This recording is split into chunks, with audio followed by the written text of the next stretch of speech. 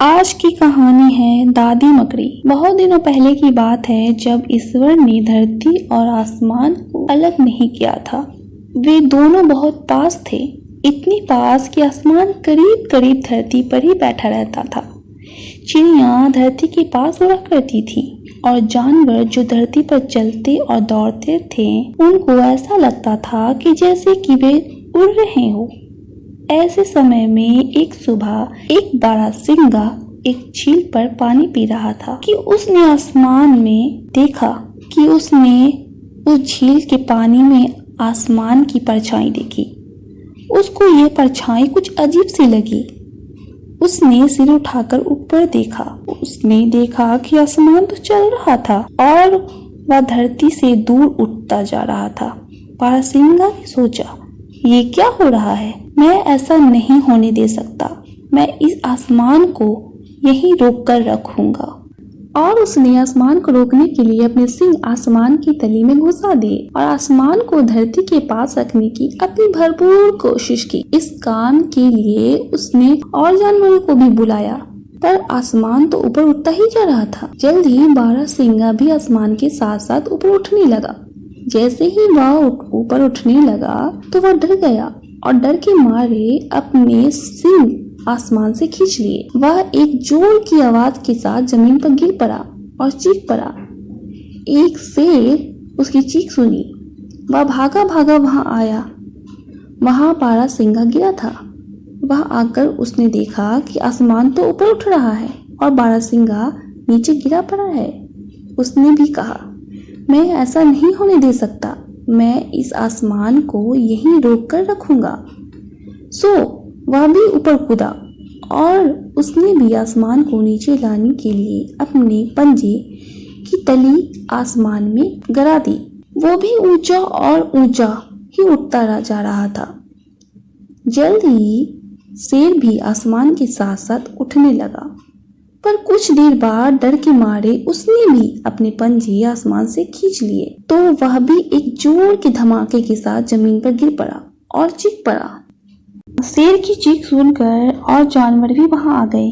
उन्होंने भी देखा कि आसमान धरती से ऊपर उठता जा रहा है। वो भी ऊपर की तरफ कूदे और उन्होंने भी उसको पकड़ने और उसको नीचे रखने की कोशिश की, पर कुछ काम नहीं बना।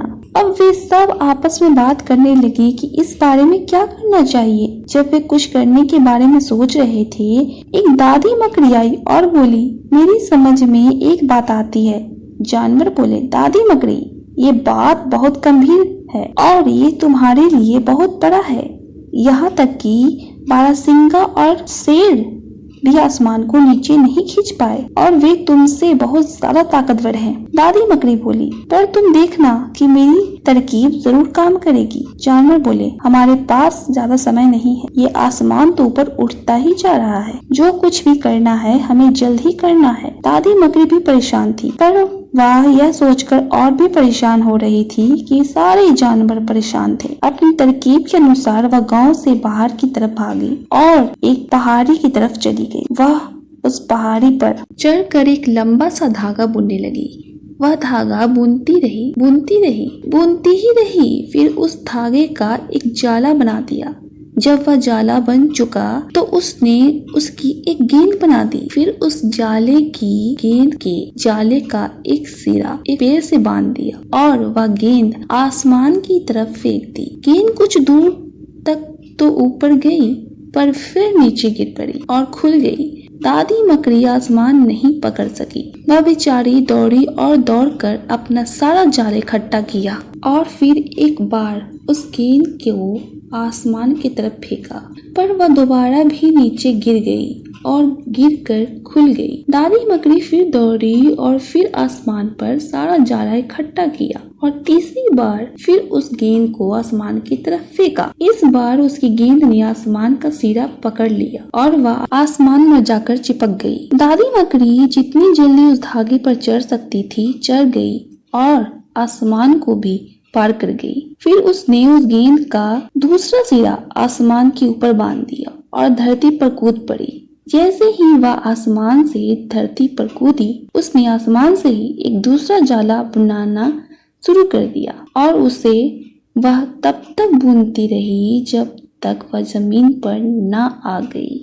उसने वह धागा जमीन से चिपकाया और फिर वह पहले धागे के सहारे ऊपर चढ़ गई। उसके सिरे को फिर आसमान से चिपकाया और फिर जाला बुनती हुई नीचे उतरी। ऐसा उसने कई बार किया। सारा दिन सारी रात वह यही करती रही। जमीन से आसमान और आसमान से जमीन तक जाला बुनती रही। अगले दिन आसमान में दादी मकड़ी के जाले को, जो भी अभी भी धरती से चिपका हुआ था, साथ लिए इतना ऊपर चला गया जितना ऊपर वह जा सकता था। वह पहुंचकर उसने आखिरी बार एक बार फिर से अपने आप को धरती से ऊपर खींचने की कोशिश की और उससे ऊपर वह आपको खींच न सका। यह देखकर जानवरों ने बात करना बंद कर दिया और ऊपर मकड़ी का जाला अभी भी जमीन से चिपका हुआ था और आसमान उसके ऊपर नहीं जा पा रहा है।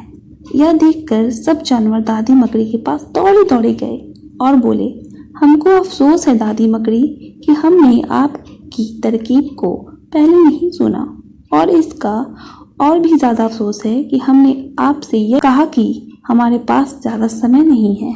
आपका बहुत बहुत धन्यवाद कि आपने आसमान को धरती से ऊपर जाने से रोक लिया, क्योंकि हमारे लिए यह आश्चर्यजनक काम किया है।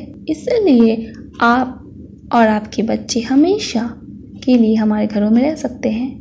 उस दिन के बाद से मकड़ी सब आदमियों और जानवरों के घरों में रहते पाए जाते हैं। चाहे सारे आदमी इतने साल पहले मकड़ी से किया गया वादा भूल गए हों, पर मकड़ियाँ वह वादा नहीं भूले।